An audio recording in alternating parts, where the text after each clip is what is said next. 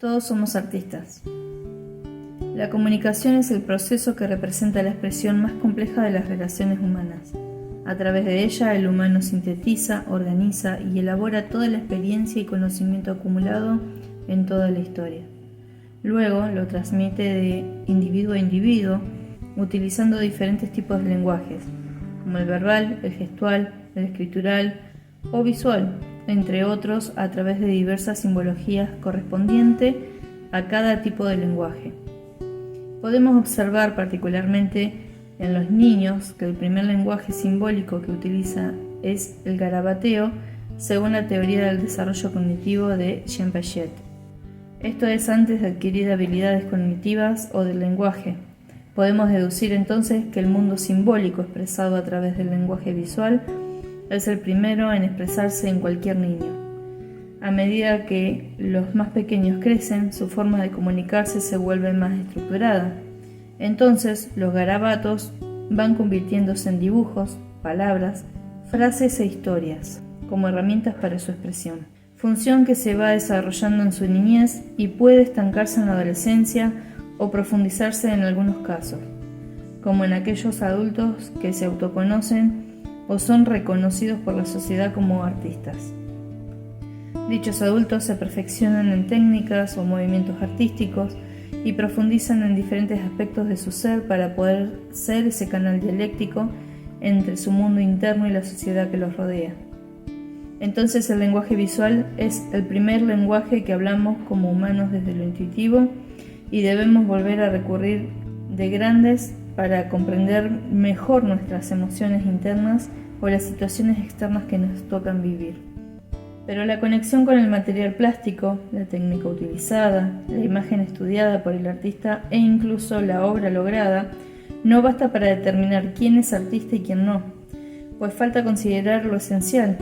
Ese lenguaje simbólico que se ve innato en todo ser humano, ese primer intento de simbolismo con el garabateo desarticulado de los niños y la necesidad inherente e inconsciente de cualquier adulto de expresar simbolismos universales. ¿Cómo logra una persona expresar esos simbolismos si no es considerada como un artista? ¿Será posible que todos los humanos sean artistas en su propia forma de arte, técnica funcional o expresión simbólica individual? Existe el término junguiano inconsciente colectivo, el cual iremos profundizando en el trayecto de este desarrollo.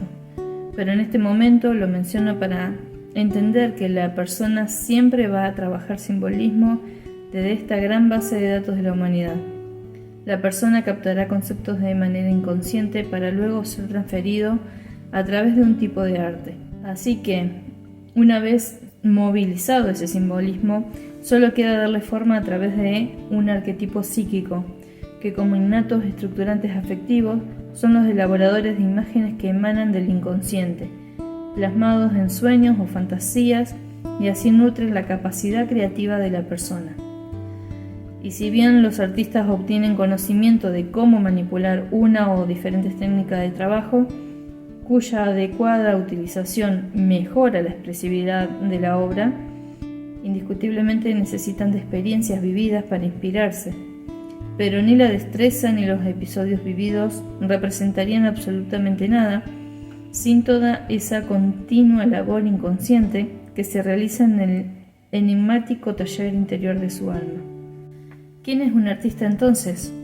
Podemos responder a dicho cuestionamiento entendiendo que, según Carl Jung, todos somos artistas por la necesidad innata de expresar a través del arte aquellos simbolismos más profundos de nuestro ser. Estos que emergen en un principio desde el inconsciente colectivo, transformándose en un arquetipo de la estructura, y finaliza plasmado en una obra de arte que está desarrollada o no técnicamente, pero sí está estableciendo una experiencia directa con el inconsciente y no solo con el afuera. Esto es lo que deja en evidencia el proceder del unus mundus, un solo mundo, término que se refiere al concepto de una realidad subyacente unificada a partir de la cual todo emerge y a la cual todo retorna, según Carl Jung. Ahí se gesta el mensaje de la obra. Ese es su comienzo, es donde se nutre el artista cuya alma o psique es capaz, lo quiera o no, lo entienda o no, de conectarse con la parte más arcaica de la especie humana, donde se guarda en un eterno presente toda la memoria vivencial de la humanidad. Sí, todos somos artistas, como los emisarios de un mensaje que nos pertenece a todos.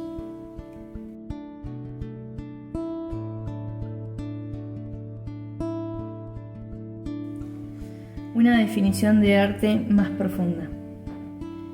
Gracias a la insistencia de Carl Jung en tratar de comprender la psique de todas sus facetas, crea la nueva teoría del alma humana, donde adquiere este concepto un lugar muy importante.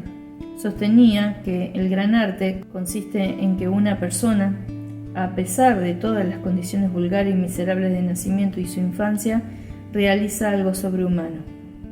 ¿A qué se refiere Carl Jung con el concepto de que la obra de arte es sobrehumana? ¿Podemos considerar sobrehumano el David de Miguel Ángel? ¿O posee algún don sobrehumano la Gioconda de Leonardo da Vinci? Aunque considero que hay que iniciar por preguntas más simplistas para profundizar en su totalidad en esta afirmación que nos regaló Carl Jung. Comenzaría preguntándome ¿qué es el arte? Y para entender la respuesta a esta pregunta, no debemos preguntarnos qué, sino cuándo es algo arte. No existe algo como el artista iluminado o el artista atemporal que rompe conceptos fuera de un contexto sociocultural.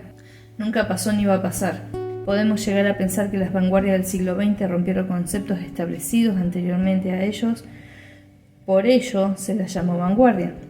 Pero esto no es real, dado que, aunque sí trajeron una ruptura técnica o conceptual, en realidad sucedió dentro de una sociedad que ya venía fragmentada por la revolución industrial, donde se reestructura la manera de pensar con la ilustración literaria que amplía un reordenamiento social, político y económico.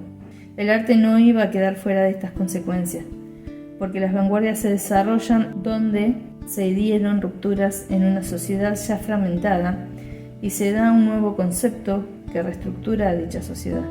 Entonces, con este pantallazo, arte es arte cuando es considerado de esta manera socialmente y temporalmente. No podemos poner un Pablo Picasso en el Renacimiento porque no iba a ser considerado un artista haciendo arte, sino que iba a ser considerado un loco. El Renacimiento dio a nacer a un Leonardo da Vinci, no a un Picasso, y por más iluminado que pensemos que pudo haber sido Leonardo da Vinci, la verdad es que fue hijo de su sociedad. En el Renacimiento el hombre renace, deja de lado la religión de la Edad Media para ser más humanista y aparecen artistas como Leonardo da Vinci que, aparte de ser un famoso pintor, era también un inventor, un anatomista, un escultor, un arquitecto, ingeniero y científico. Es más humanista. Él utilizaba cadáveres para analizarlos anatómicamente y no lo hubiera hecho si se regía desde la moral religiosa, porque era una abominación para el tiempo anterior, como lo hubiese sido en el arte religioso de la Edad Media. No hay duda de que Leonardo fue una figura magnífica, pero era parte de lo que pasaba en su temporalidad y dentro de su sociedad. El arte entonces es arte cuando es considerado así por su sociedad, siendo los artistas hijos de su temporalidad, pero este concepto termina siendo muy humano y determinado por la sociedad que los rodea. ¿Qué pasa entonces con el concepto sobrehumano que utilizó Carl Jung? Este análisis que venimos haciendo nos remite a lo que dijo al principio de su afirmación, a pesar de todas las condiciones vulgares y miserables de su nacimiento y su infancia. Pero no nos responde lo sobrehumano del arte, pues debe ir más allá de la humanidad. Entonces la respuesta no reside en el artista o en la obra de arte o incluso en su sociedad, sino que reside en el mensaje dado y el origen de dicho mensaje. Para Carl Jung, el arte es un complejo autónomo que permanece en el inconsciente y que inmoviliza el alma humana o psique, dotándola de un impulso creador que empuja al artista a la acción con el fin de exteriorizarse en lo tangible. Este complejo busca hacerse visible en una obra aún sin realizar, pues sostenía que el complejo autónomo se percibe, pero no puede ser sometido al control consciente ni de la inhibición ni de la reproducción voluntaria. De este modo se revela el complejo como autónomo, en que de alguna manera aparece y desaparece, esas características corresponden a su tendencia inherente, es independiente de la arbitrariedad de la conciencia. El complejo creador tiene esta peculiaridad en común con los otros complejos autónomos. El artista quizá no lo sabe, pero la obra, como bien Miguel Ángel aseguraba, ya estaba ahí antes de ser esculpida, pintada, bailada, cantada o escrita. Leonardo da Vinci sostenía que donde el alma no trabaja con las manos, ahí no hay arte. Y el escritor británico Oscar Wilde afirmaba que el artista es más sabio de lo que sabe. Podemos concluir que el arte no depende solo de la intencionalidad consciente. Esto nos permite remitirnos al alma humana o psique, las cuales no están representadas por un lago de aguas tranquilas, sino más bien asoma como una entidad efervesciente de energía afectiva en constante movimiento, donde se libran batallas inconscientes entre fuerzas dialécticas opuestas y por supuesto van conformando esa propia imagen que tenemos de nosotros mismos. Un complejo está a su vez formado por una amalgama de vivencias de gran carga emocional que vincula a su alrededor ciertas situaciones, imágenes o palabras, que quedan cargadas afectivamente y se van asociando a su vez a otras situaciones, imágenes o palabras. De esta manera, cada complejo actúa desde el inconsciente como si fuera un centro gravitacional, de forma tal que cuando cualquiera de esas determinadas situaciones, imágenes o palabras son susceptibles de ser relacionadas con el complejo, Emerge también un impulso de alta carga energética que pugna por expresarse incitando una necesidad de acción. Vemos entonces que somos movidos por nuestros complejos. Esto es lo sobrehumano, pues ellos nos poseen.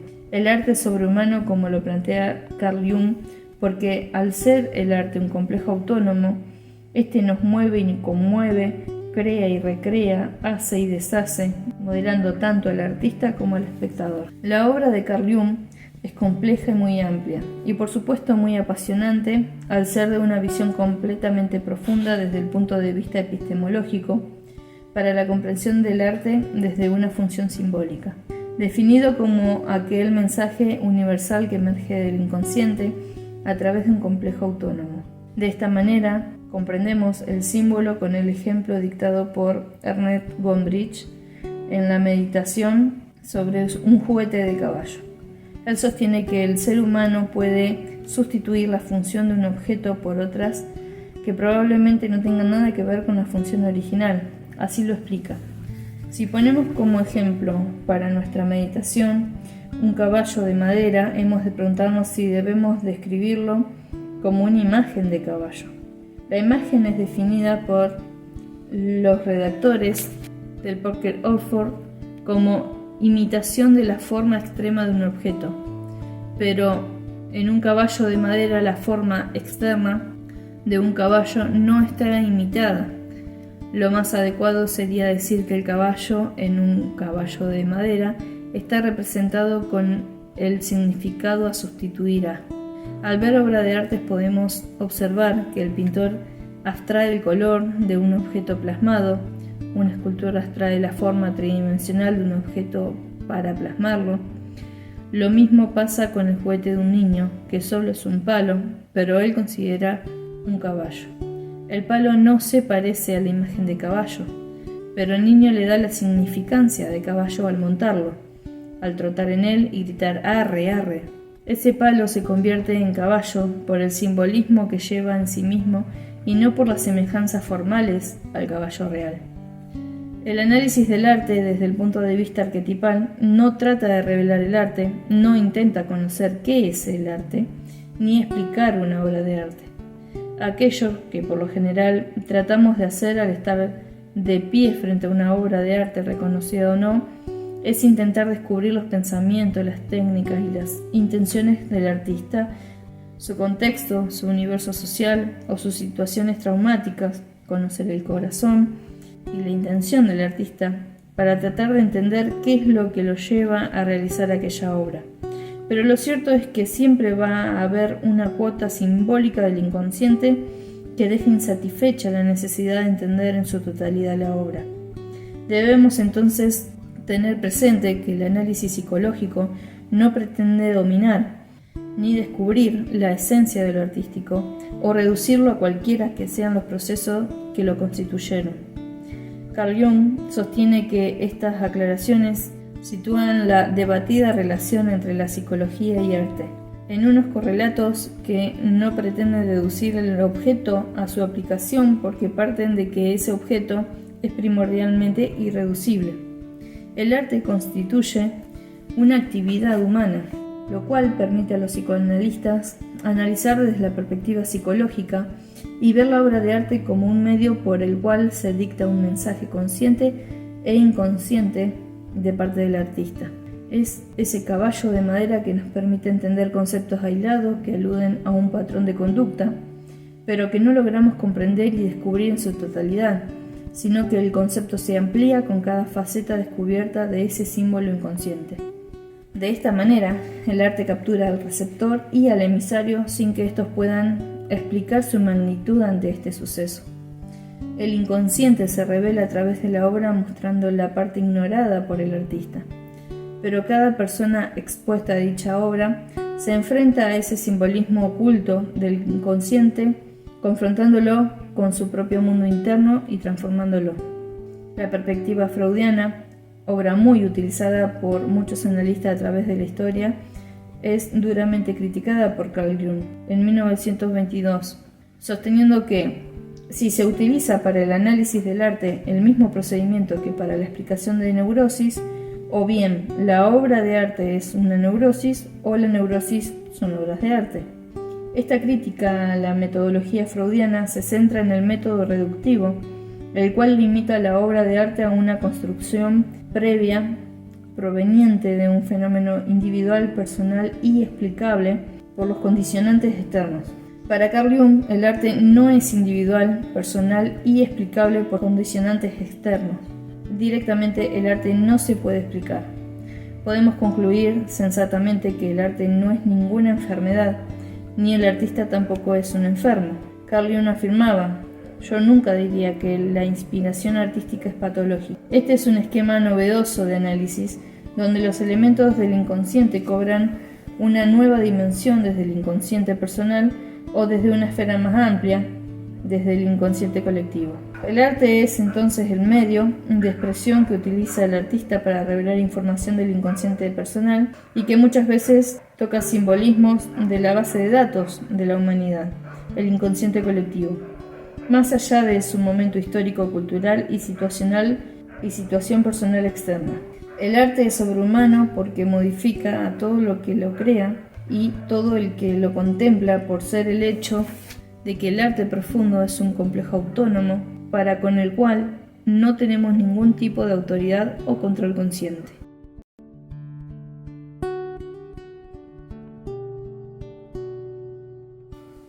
Cultura y arte. Es necesario hablar de cultura al momento de hablar de arte. Partamos desde el pensamiento más básico. El antropólogo Ralph Linton dice: la cultura es el grupo de conductas aprendidas y que se comparte así a la sociedad. O sea que la cultura es transmitible y heredada. Pero, ¿qué comenzó primero, la humanidad o la cultura? Si la cultura es aprendida y se transmite, ¿quién la creó?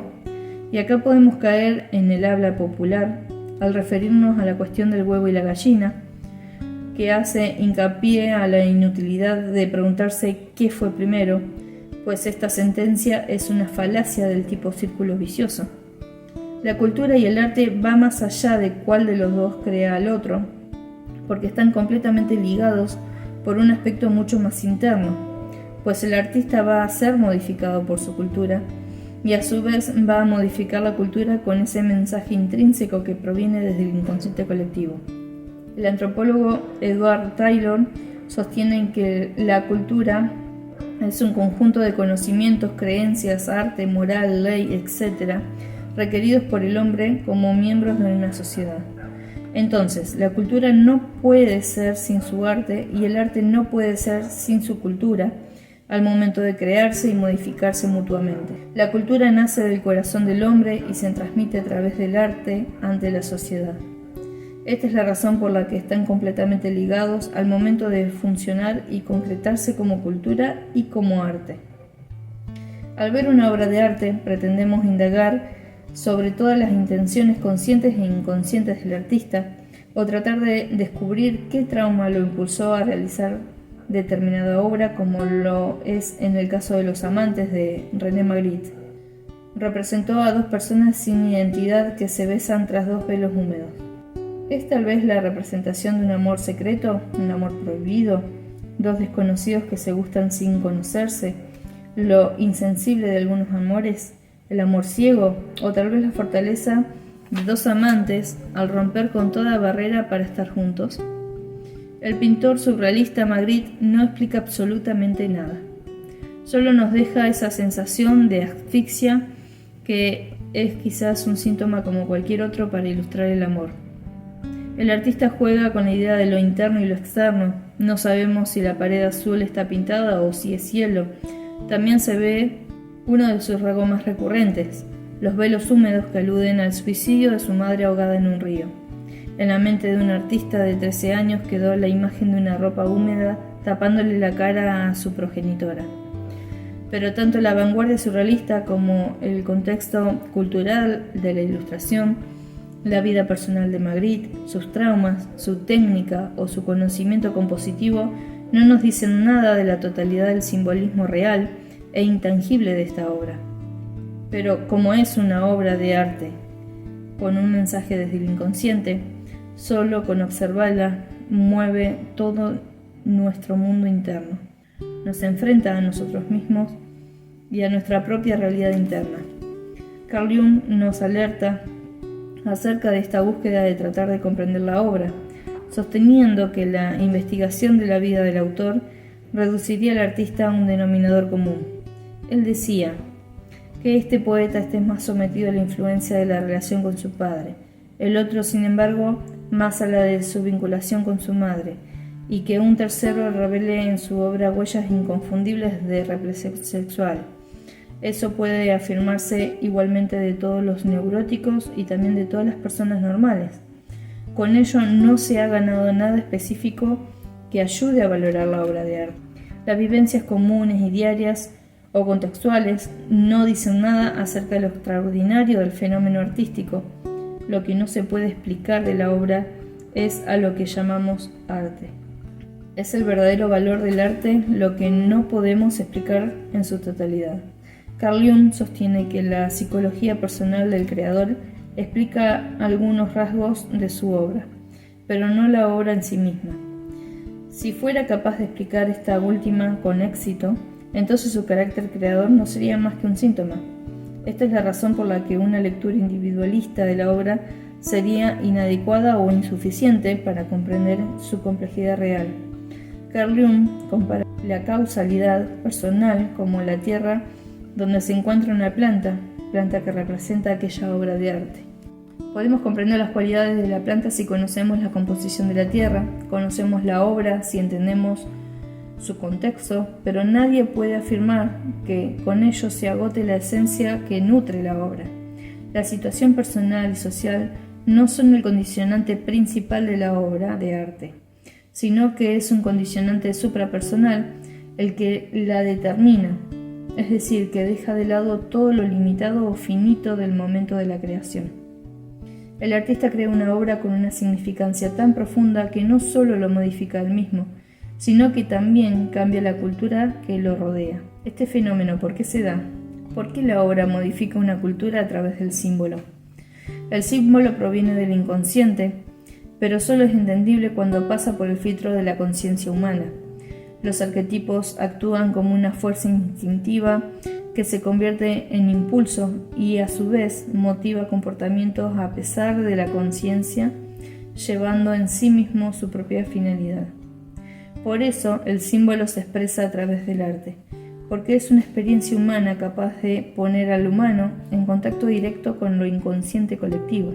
Esa es la aportación del arte con la cultura. Esa es la fuerza que le da su importancia y la capacidad de aparecer también en la colaboración con la conciencia en todos los tiempos. Si el analista pretende conocer cómo se encuentra una sociedad, tiene que impregnarse de su arte, porque las obras hablan desde el corazón de los artistas estos que, como ya vimos, no están fuera de su contexto. Este mecanismo funciona de manera completa cuando el hombre es el productor de la cultura a través del arte y a su vez modifica su sociedad por el simbolismo que emerge del inconsciente colectivo en su obra. El psicólogo John Ruskin sostiene que hay 3 biografías de la sociedad. Primero, el libro de Hechos, que es la historia simplificada. Segundo, el libro de Palabras, que relata los hechos desde el lado dominante a su propio beneficio. Y tercero, el libro de Arte, el cual es el único fidedigno porque habla desde lo que vive y sufre la sociedad, habla desde su alma. Y me atrevo a agregar, según lo que ya hemos analizado, desde la sabiduría simbólica inconsciente que emergió en sus obras. Ya mencionamos el Unus Mundo de Carl Jung. Funciona en una sumatoria, en el nosotros, pues en la profundidad de nuestra psique no se conoce ningún yo.